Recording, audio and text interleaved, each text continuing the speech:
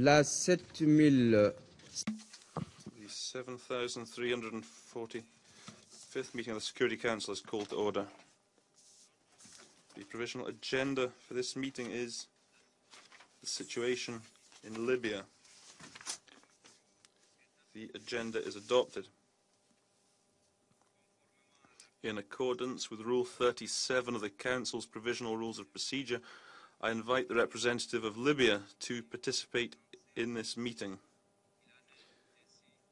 It is so decided. The Security Council will now begin its consideration of item 2 of the agenda. At this meeting, the Security Council will hear a briefing by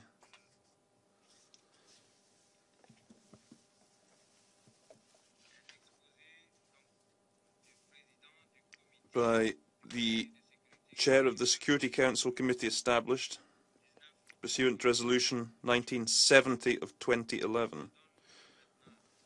I give the floor to the Chair of this committee.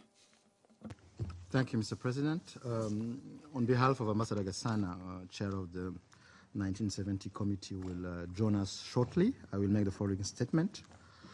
In accordance with the paragraph 24E of Security Council Resolution 1970 of 26 February 2011, I have the honor to report to the Security Council on the work of the committee established by the same resolution. The report covers the period from 16 September to 17 December 2014, during which time the members of the committee met once in a formal meeting. Mr. President, at the outset, I would like to observe that the committee has been reaching out to member states more actively than usual during the past 3 months. Let me begin with committee action in follow-up to the interim report of the panel of experts. In my last report, I mentioned that the committee had agreed to follow up on 15 of the panel's recommendations. Accordingly, the committee took the following steps. On 25th September, the committee issued a note verbal to all member states, drawing attention to the new approval requirement for arms supply to the Libyan government introduced by Resolution 2174 of 2014, to the high risk of diversion and misuse of arms in Libya, and to post-delivery requirements as laid out in the updated Implementation Assistance Notice number 2. On 26 September, the committee updated several entries on its sanctions list. On 30th September, the committee sent a letter to the Special Representative of the Secretary General and Head of UNSMIL, Mr. Bernardino Leon, requesting his assistance in facilitating the panel's access to Libya. On 2nd October, the committee sent a letter to the Permanent Representative of Libya to the United Nations, bringing to his attention 5 of the panel's recommendations, including procedures to strengthening communication between the Libyan authorities on the one side and the panel and the committee on the other. Also, on 2nd of October, the committee sent a letter to Algeria requesting information on a listed individual. On 8th October, the committee sent a letter to Oman in connection with the travel ban measure, to which Oman responded on 24th October. On 10th October, the committee issued a note verbal to all member states, drawing attention to the additional designation criteria set out in Resolution 2174 and encouraging member states to submit information regarding individuals and entities who met those criteria, as well as information on individuals currently inscribed on the committee's sanctions list. On 13th October, the committee issued a press release providing guidance on arms embargo-related matters, including to end users of exempted material in Libya and to member states regarding the regulation of supplies of arms and related material to Libya that are sold by private entities. On 24th November, the committee updated its Implementation Assistance Notice number 3 relating to inspections and seizures of arms and related material undertaken by member states in implementation of the arms embargo measure. Mr. President, let me now report on the committee's activity in the follow-up to information and requests received by the panel of member states. On 16th and 24th September, respectively, the committee sent letters to the permanent representatives to the United Nations of Libya and Sudan, respectively, as a follow-up to a public statement by the Sudanese Ministry of Foreign Affairs regarding deliveries of ammunition to Libya, and to a subsequent letter from the permanent representative of Sudan addressed to the committee regarding the delivery of logistical military supplies to Libya. On 23rd October, the committee sent a letter to a member state as a follow-up to a note verbal dated 20th October from the permanent mission of Libya to the United Nations regarding an arms embargo matter. The member state in question responded to the committee by note verbal dated 5th December, and the information contained therein will be conveyed to the permanent mission of Libya shortly. Mr. President, on 14th November, the committee held its second formal meeting, during which it held a discussion with representatives to the United Nations of Libya, Algeria, Egypt, Greece, Italy, Malta, Niger, Sudan, Tunisia, and Turkey on the implementation of the sanctions measures imposed by the Security Council in relation to Libya. It was a fruitful discussion in which some important suggestions and proposals were made by the invited delegations, which I hope the committee will be able to consider. Also, during the reporting period, the committee responded to two requests for guidance in relation to the arms embargo, the first of which related to a previous request for guidance regarding deliveries of military material to Libya by another member state using the requester's airspace, and the second of which related to previously exempted material that was moved out of Libya and now is supposed to eventually be returned to Libya. The committee further sent a letter to the delegation of the European Union in response to a request for information regarding delisting requests, and two letters to Libya, the first of which was in response to a question by Libya relating to previously exempted material, and the second of which was in follow-up to a request for guidance regarding the latest list of Libyan officials authorized to sign documents related to arms procurement. Lastly, Mr. President, since the last period to the Council, the committee received one notification under paragraph 13B of Resolution 2009 of 2011 that did not meet the necessary requirements for a notification as laid out in the relevant implementation assistance notice of the committee. The committee responded to the notifying member state by informing it about the respective shortcomings in its submission and suggesting remedy.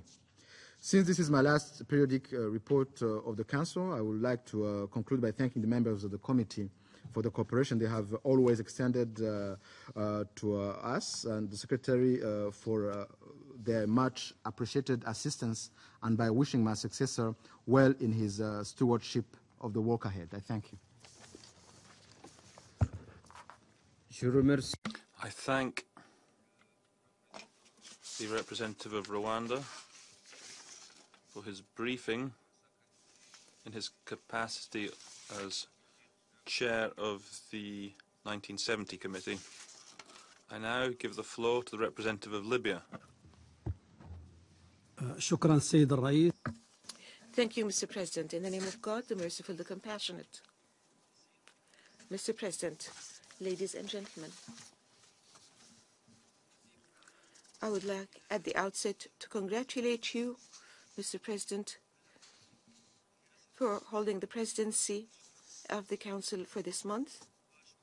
I thank you and thank the members of the Council for providing this opportunity to my delegation to address this meeting.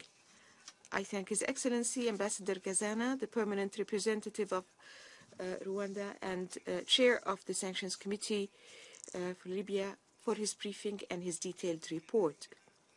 I also thank him for his efforts, along with his team, in leading the work of this committee over the past 2 years.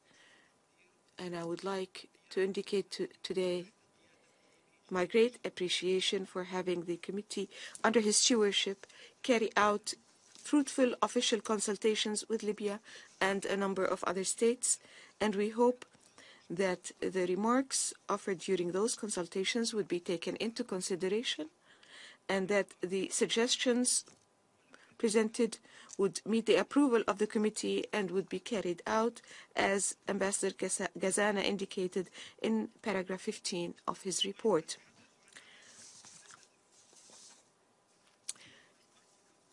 Since I'm addressing the activities of the committee, I would like to indicate that there is a need for transparency in the dealings between the delegation of Libya at the United Nations and the Sanctions Committee, especially concerning the exchange of information, because the sanctions on Libya are not, in fact, sanctions against the legitimate authorities. In fact, these authorities are a partner with the Security Council in trying to guarantee that the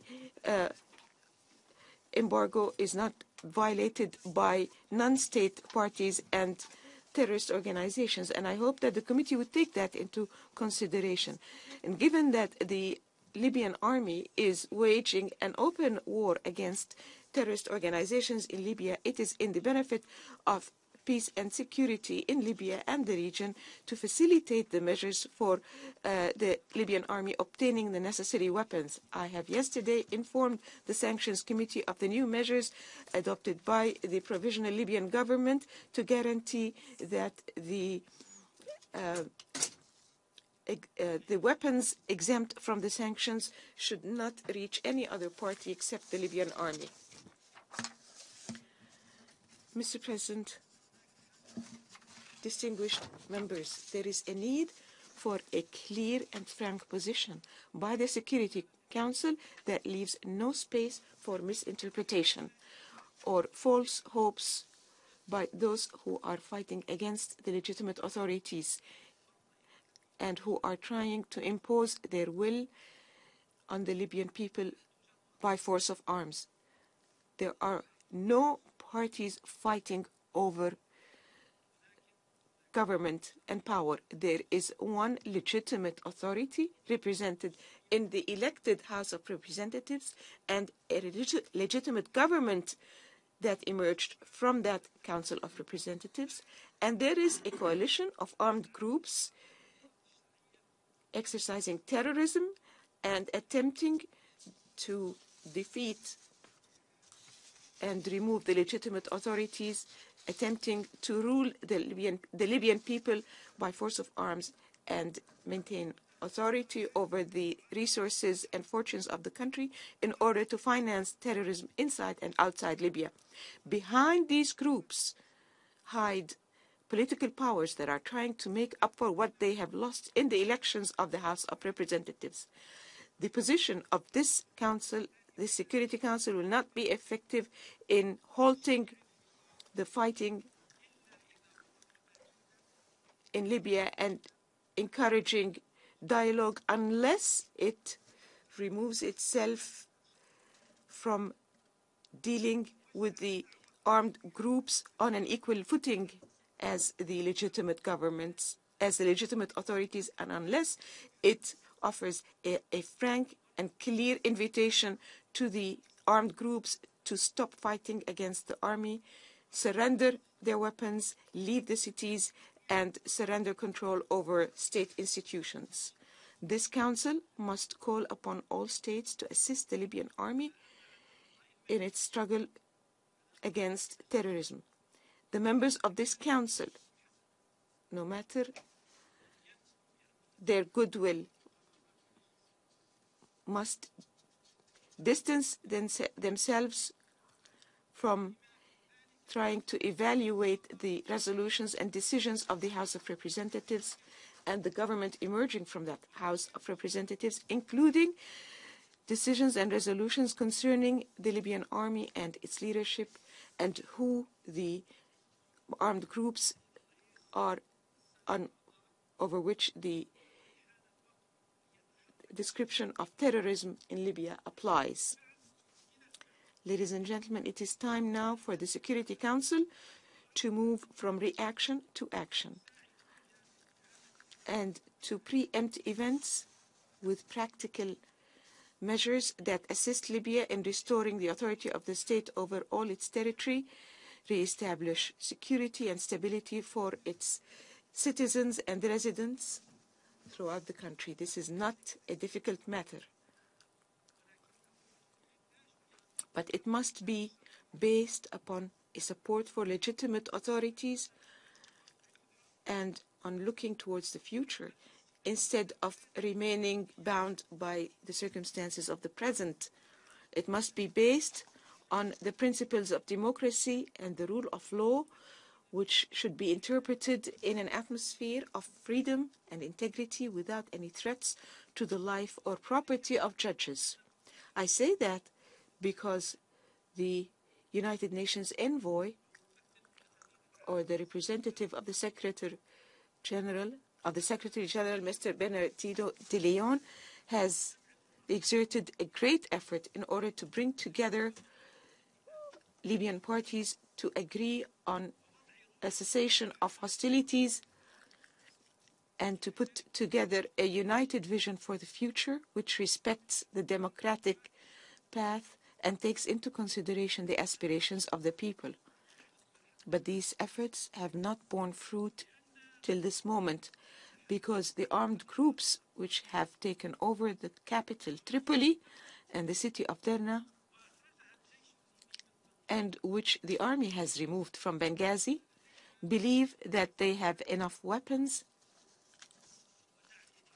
and enough support by certain states to impose their will on the Libyan people. Unfortunately, they find support from a political organization which had lost the elections of the House of Representatives and which wants to exploit the criminal activities of armed groups and the takeover of state institutions in order to achieve political gains that make up for its loss in the elections of the House of Representatives. Therefore, what steps are needed from the Security Council now and in the future? A repetition of the previous trend in the Security Council of focusing on a national dialogue and national reconciliation in the absence of a clear support using all means for legitimate authorities will not lead to any result. Therefore, the Council must take into consideration the new facts on the ground, namely that the Libyan people is determined to get rid of the armed groups, no matter their names, and that the Libyan army has in fact been established and its numbers are increasing daily. Its combat abilities are continuously being strengthened. Its feet are more firmly grounded through its victories against rebels and terrorists east and west of the country. What the army has achieved in Benghazi, with the support of the population of the city and with the use of very modest means, is a source of pride for all Libyans and an important lesson for other armies in their fight against terrorism. Mr. President, I am sad to say that Libya today is close to the situation that prevailed in the middle of 2011, when the international community felt that there was no military solution for the Libyan crisis. But in fact, it became apparent later that only a military solution was the answer because of the intransigence of the dictatorship and the dictatorship regime at the time. And today we see that the House of Representatives is extending its hands to the rebels in order to find a solution that ends the flow of blood and maintains the democratic path. But the militias of the Dawn of Libya, which include in their ranks supporters of ISIL and Al-Qaeda in Benghazi, Derna, Sirte, and Al-Zawiya, continue to insist on occupying the state institutions, conspiring with foreign countries to destroy the House of Representatives and lead to its failure, and in fact try to take over the oil export ports in order to finance terrorism everywhere. This is something that no honest Libyan can accept, neither can the international community. And I say that, I emphasize that Libyans are capable of dealing with armed groups, whether they are terrorists in their ideology or terrorists in their activities, and have become part of the greater international terrorist system. What the Libyans are demanding of this distinguished council at this point are two things. First, to facilitate the Libyan army obtaining weapons and equipment in order to achieve full victory against terrorism and the rebellion, and return the state institutions to the legitimate authorities. The second is to charge the Secretariat with preparing a special plan of assistance in building institutions and for the building of institutions and restoring stability that would begin implementation as soon as the army has restored the state institutions, has restored control of state institutions in the capital Tripoli. This plan, as we have previously informed you in our letter in document S/2014/632 dated August 27, 2014, must focus on building the security sector institutions, including the army, security entities, and the judicial system, in addition to creating local government institutions and training the staff of these institutions. And still, ladies and gentlemen, the principal element in restoring security and stability in Libya is completing the drafting of the draft constitutions and adopting it and holding the elections as soon as may be, so that Libya can return to the rule of law and so that we can block the path before the intrigues and conspiracies of the losers and the aggression and ambitions of those who carry weapons. And I repeat, the aggressions and ambitions of those who carry weapons, including the military institutions, which might be diverted from its legitimate task and might threaten the democratic path unless there are clear constitutional rules that govern its operation within a democratic system. And therefore, if the Security Council wants to assist Libya in emerging from its current crisis and suffering in a final to emerge finally from that crisis, then it must exert pressure and help in completing the draft resolution, holding the referendum over that constitution as soon as may be, and end the provisional stage with presidential and legislative elections with clear referendum supported by the law without being challenged by anyone. Thank you. I thank the representative of Libya for his statement. There are no more names inscribed on the list of speakers. I now invite council members to informal consultations to continue our discussion on the subject. The meeting's adjourned.